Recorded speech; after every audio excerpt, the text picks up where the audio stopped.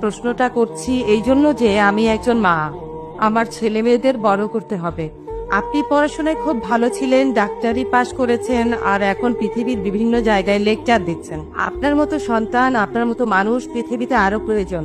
তাই আপনার বাবা মা আপনার মতো সন্তানকে কিভাবে বড় করেছিলেন, আমি এ ব্যাপারে আপনার কাছ থেকে কিছু উপদেশ চাইবো, যাতে আমার মতো মায়েরা উপকৃত হতে পারে। ধন্যবাদ।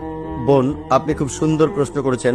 উনি আমার লেকচার শুনেছেন, জানেন যে আমি একজন ডাক্তার, তাই আমার বাবা মা সম্পর্কে জানতে চাইলেন। আর ডাক্তার ইয়াহিয়া আলভি শুরুতে ঠিক কথাই বলেছিলেন, যদি এই পৃথিবীতে আল্লাহ সুবহানাহু ওয়া তাআলার পরে কাউকে ধন্যবাদ দিতে হয়, তিনি হলেন আমার মা। তবে আমার বাবা এবং পরিবারের অন্য সবাইও, আমার স্ত্রী সহ আলহামদুলিল্লাহ আমরা সবাই দাওয়ায় নিয়োজিত। আমার পরিবারের সবাই। লোকে আমাকে প্রশ্ন করে, তারা এভাবে বলে যে আপনার পরিবারের সবাই এরকম, এটা তো আসলে একটা ফ্যামিলি প্ল্যানিং। তারা বলে, আমি বলি যে আমি পঞ্চম সন্তান বাবা মায়ের। যদি তারা ফ্যামিলি প্ল্যানিং করতেন তাহলে আমি এখানে থাকতাম না। ভেবেছিলাম তিনি হয়তো প্রশ্নটা দিয়ে এটা বোঝাচ্ছেন। আলহামদুলিল্লাহ সেরকম কিছু ছিল না, আমি পঞ্চম সন্তান আলহামদুলিল্লাহ। লোকে ভাবে যে বেশি ছেলে মেয়ে থাকা ভালো না, তবে আলহামদুলিল্লাহ এটাও ভালো হতে পারে। এটা নির্ভর করে কিভাবে তাদের বড় করছেন, তাদের মানুষ করছেন। আর আমিও বলবো আমার বাবা মা আলহামদুলিল্লাহ তারা আমাকে যথেষ্ট স্বাধীনতা দিয়েছেন।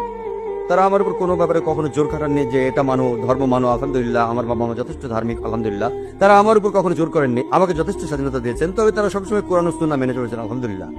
যেহেতু আমি ছোটবেলা থেকে বাবা মাকে দেখেছি কোরআন আর সুন্নাহ মেনে চলতে, আলহামদুলিল্লাহ মানুষ তার বাবা মায়ের কাছ থেকেই শেখে। তবে সবসময় এমন তো হয় না। আমরা ইতিহাস থেকে জানি যে নবীদের সন্তানেরাও কুপথে যেতে পারেন।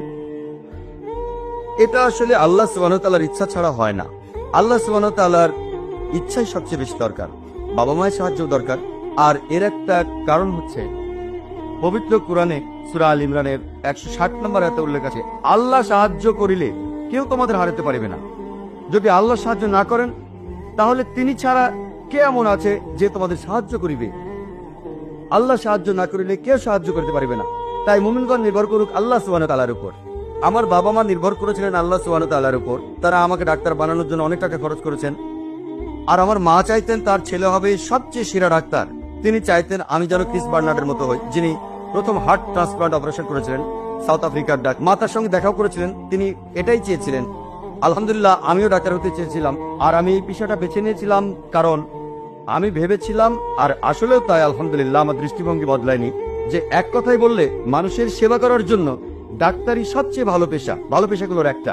তাই আমি ডাক্তার হয়েছিলাম। আর আমার বাবাও একজন ডাক্তার ছিলেন, একজন সাইকিয়াট্রিস্ট। আর এভাবে আলহামদুলিল্লাহ আমি ডাক্তার হয়েছিলাম। তবে পরবর্তীতে শেখ দিদাতের উৎসাহে আমি দাওয়ায় যোগ দিলাম।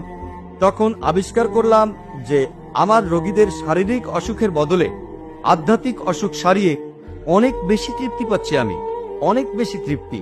পৃথিবীতে হাজার হাজার ডাক্তার আছেন, তাদের অনেকে বিনামূল্যে চিকিৎসা করছেন, আমিও তাদের মতোই হব। তাই সেই সময় ঠিক করলাম যে আমি ডাক্তারি ছেড়ে দিয়ে পুরোপুরি দায়ী হয়ে যাব। আর তখন আমার বাবা মা আমাকে সাপোর্ট দিলেন। তারা হয়তো বলতে পারতেন, আমরা তোমার পেছনে এত টাকা খরচ করেছি, তোমার উপর আমাদের অনেক আশা ছিল ইত্যাদি, এখন তুমি ডাক্তারি ছেড়ে দেবে, 5.5 বছর ডাক্তারি পড়েছো, আর এখন আলহামদুলিল্লাহ আমার বাবা মা বললেন কোনো সমস্যা নেই, তুমি এই পথে যাও, এটা আল্লাহর পথ আলহামদুলিল্লাহ। আমি মাকে জিজ্ঞেস করেছিলাম যে আমাকে তুমি কি হতে বলো যদি আমি ডাক্তারি পেশা ছেড়ে দিই? তুমি কি চাও যে আমি শেখ আহমেদ দিদাতের মতো হই নাকি ক্রিস বার্নার্ড? তো তিনি আমাকে উত্তরে বলেছিলেন যে আমি চাই তুমি দুটোই হও। তবে এখন তাকে জিজ্ঞেস করি যে তুমি কি চাও যে আমি একজন দায়ী হই শেখ আহমেদ দিদাতের মতো যা এখন করছি, নাকি তুমি চাও যে আমি হই ক্রিস বার্নার্ড? তিনি বলেছিলেন শেখ আহমেদ দিদাতের মতো একজন দায়ীর জন্য আমি 1000টা ক্রিস বার্নার্ড ছাড়তে পারি। আলহামদুলিল্লাহ। তাই বাবা মার সাপোর্ট আমাকে সাহায্য করেছে, কারণ বাবা মা আর ফ্যামিলির সাপোর্ট খুব বেশি দরকার দেওয়ার ক্ষেত্রে। সন্তানকে কিভাবে বড় করতে হবে, আর এই ব্যাপারে আমার লেকচার পাবেন শিশুদের জন্য ইসলাম। শিশুদের জন্য ইসলাম। মা হচ্ছেন কোন শিশুর সেরা শিক্ষক। আর প্রথম যে বইটা মায়ের দেওয়া উচিত, বাবা মায়ের উচিত সন্তানকে দেয়া কোরআন। কোরআন প্রথম বই। আর এটা আপনার সন্তানের জীবনের শেষ দিন পর্যন্ত সঙ্গী হয়ে থাকবে। আর আমার বাবা মা আরবি ভাষার গুরুত্ব বুঝেছিলেন যে এই ভাষা শেখা দরকার। আর আমার লেকচারও বলেছি যে আরবি ভাষা জানা থাকলে পবিত্র কোরআন সহজে বোঝা যায়। যদি আপনার সন্তানকে আরবি ভাষা শেখান তাহলে তারা সহজে পবিত্র কোরআন বুঝতে পারবেন। আর একটা কথা, যদি কেউ আল্লাহর পথে চেষ্টা করে থাকেন, যদি আপনি চেষ্টা করেন আল্লাহ সুবহানাহু ওয়া তাআলার পথে, আল্লাহ পবিত্র কোরআনে সূরা আনকাবুতের 69 নম্বর আয়াতে বলছেন, যারা আমার উদ্দেশ্যে সংগ্রাম করে আমি তাদের আমার পথে চালিত করব। তাই আপনি আল্লাহ সুবহানাহু ওয়া তাআলার পথে সংগ্রাম করে যান, ঠিক পথে সংগ্রাম করে যান, আল্লাহ সুবহানাহু ওয়া তাআলা ইনশাআল্লাহ আপনাকে সাহায্য করবেন।